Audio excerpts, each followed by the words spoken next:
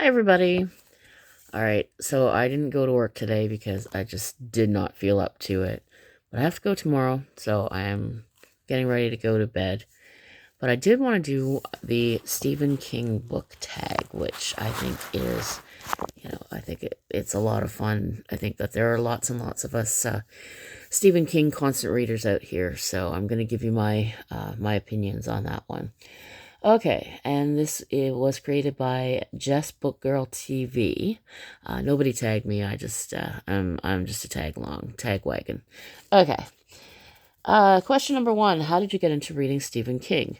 Now, my mother was also a lifelong Stephen King fan, so we always had King books on the shelf. But this leads me to question number two: what was the first Stephen King book you read?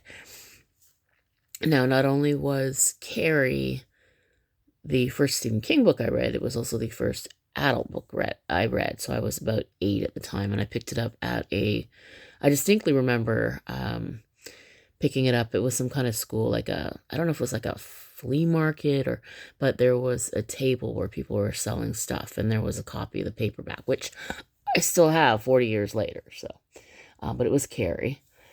Have you read a Stephen King book published the year you were born? Yes, Carrie was published the year I was born. I've read it quite a few times. Which of his books do you prefer to collect? Hardcover editions, paperbacks, or it doesn't matter to you? If well, I'm going to go with the hardcovers just because it was kind of always a thing. Before he started releasing the uh, hardcovers in June, for whatever reason, it was always around my mother's birthday. So either she would buy it for herself or I would buy it for her. We would get a hardcover Stephen King for her birthday every year, birthday/Christmas. And that was always kind of the thing. So up until she passed away, we have most of the hardcovers.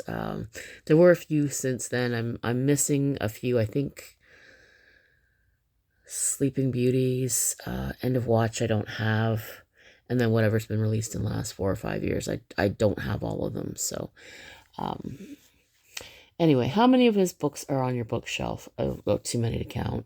Between, my mother's collection, the paperbacks that I bought as a kid, the things that I've amassed here and there, I really wouldn't even be able to tell you. Stephen King is known for long and gory novels. Which of his novels was tough for you to read? Um, Tough as in I didn't like the subject matter. I fucking hated Cell. Really couldn't get through that one. I barely got through it. But I think, in terms of the subject matter, it was never really too off-putting for me. Um, But there was a time in the 90s where I kind of lost interest, and it was around the time that The Dark Tower, it was like all roads led back to The Dark Tower, and I didn't know the lore. I didn't, I just wasn't interested at all in The Dark Tower. So anything that even hinted at The Dark Tower, like Insomnia and, uh, what do you call it, Hearts in Atlantis, whatever, I didn't read till years and years later, so. Have you DNF'd a Stephen King book?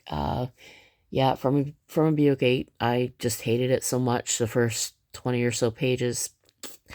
There are quite a few that I haven't read yet, and also another one is Roadwork that I've tried that one. I've tried to read that one so many times, read the first couple chapters, and then just stopped. Have you read his books in publication order? Obviously not. I think I did up until probably the early 90s, and then that was kind of where I lost track because he was just kind of putting out a lot of stuff. And this is going to sound really, really mean, but I think that there was a shift after he got sober. I know that sounds like, I would much rather have him still around and obviously putting out things to read other than the bonkers production rate that he put out when he was high. But I think that there was a definite shift around the time he got sober. Now, I also think that and I've said this before, I think that Bill Thompson not being his editor anymore also had something to do with the shift in content and shift in quality. Okay, name a book he's written that other people liked that you didn't. Dark Tower. I mean, there are people that are absolute fans of it, but I just couldn't even get into the first one and never got around to the rest of them. Maybe someday I will read them all. Maybe my opinion will change, but name a book of his you think is underrated. Ooh. I'm gonna go with Lisi's Story. I think that a lot of people didn't like that one, probably because of the weird gibberish. But it was ultimately King's idea of a love story, and I thought it was a really interesting look at, again, the grief process and how to live without the person that you were going to spend the rest of your life with. Creepy characters. Which Stephen King characters would you like to have dinner with? I don't know. Just off the top of my head, I'm going to say the lesbian couple who own the restaurant in Elevation, because I bet you dinner would be fucking awesome. um, Other than that, maybe some of the wives. The wives, so Joe Camber's wife and Cujo, Wendy Torrance, and I would just ask, like, why do you stick with these assholes? But then again, it was a different time, right? Number 13, has Stephen King inspired you to start reading and writing? Oh, absolutely. Absolutely. A whole lot of the reason that I read and write is probably does come back to King. And I've even written some King fan fiction and some King inspired stories, which were on here in my Let Me Read You a Story. A couple of originals were on here. I took them off when I kind of tried to send them out for publication, but they were rejected. If you want me to put them back up, comment and I'll put them back up. But absolutely an inspiration. If you were able to meet Stephen King, what would you say?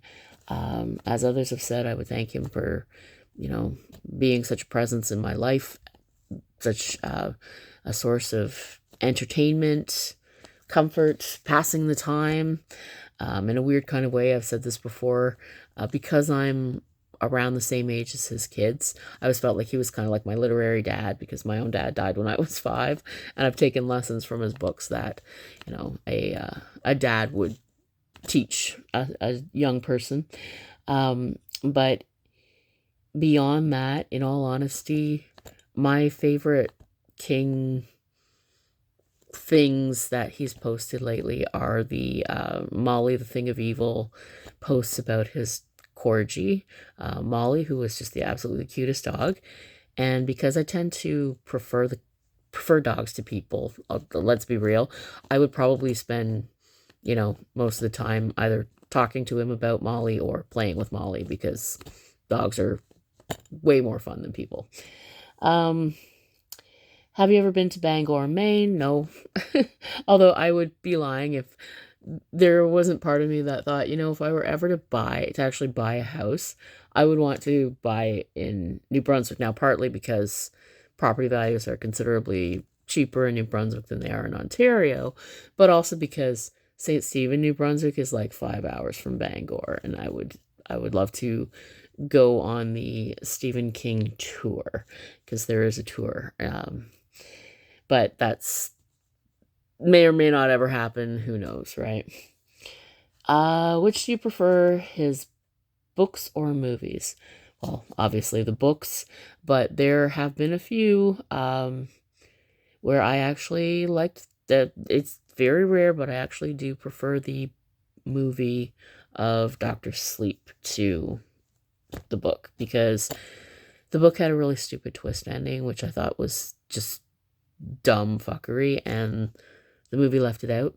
And I thought that the movie really streamlined the both Kubrick Shining and the novel, and even a bit of the original, the 1997 miniseries and sort of brought them all together. And I thought that the ending was much better. And the casting really added a lot to the story. So Doctor Sleep is one of the very few exceptions where I prefer the movie. Name your favorite Stephen King movies. Obviously, Doctor Sleep, but also Stand By Me, Misery, Shawshank Redemption,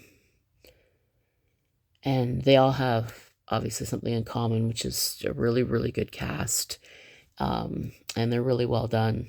I also really like The Mist because it makes no bones about what it is. It's absolutely a B movie, big bug flick, and it has so much fun being that. Tag people, I don't do that. I mean, I appreciate the process of tagging people, but I never know who to ask.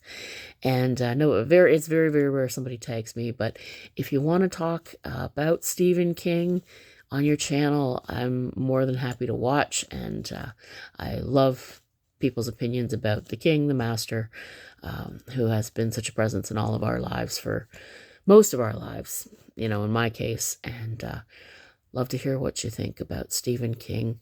Hope you're reading lots of horror. Have a great day.